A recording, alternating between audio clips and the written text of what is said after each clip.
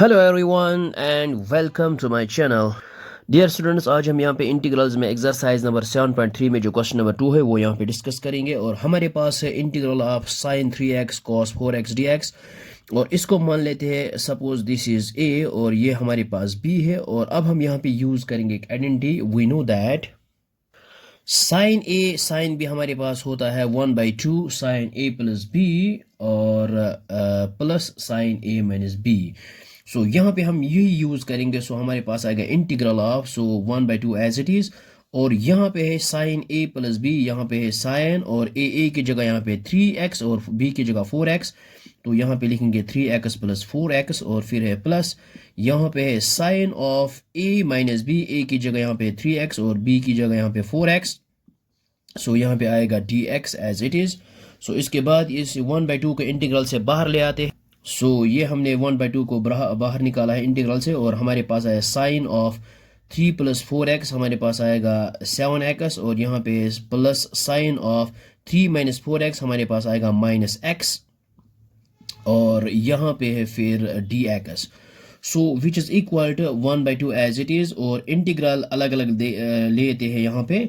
सो यहाँ पे आएगा साइन ऑफ 7x और ये dx साथ में और फिर है यहाँ पे plus 1/2।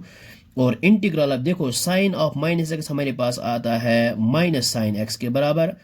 So dx because we know that sine of minus x हमारे पास आता है माइनस साइन x के बराबर। सो यहाँ पे हमने वही यूज किया।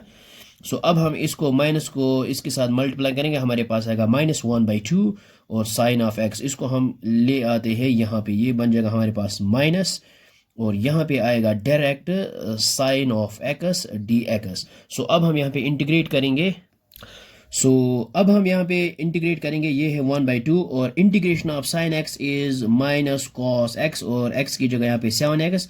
और इसके बाद ये जो 7 है ये डिवाइड हो जाएगा इंटीग्रेशन में और फिर है -1/2 एज इट इज और integration of sine is minus cos of x और यहाँ पे आएगा प्लस c।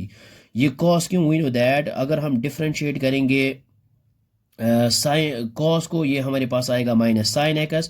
और साइन को हम जब इंटीग्रेट करेंगे सो ये माइनस इसको देंगे तो हमारे पास आएगा माइनस कॉस x। ओके, सो हमारे पास जो फाइनल रिजल्ट आएगा वो आएगा -1/7 × 14 और ये है cos of 7x and minus becomes plus 1/2, ये है यहाँ पे cos of x plus c। so this is the required integral of the given function। so I hope आपको ये समझ में आया होगा, ये बहुत ही आसान है।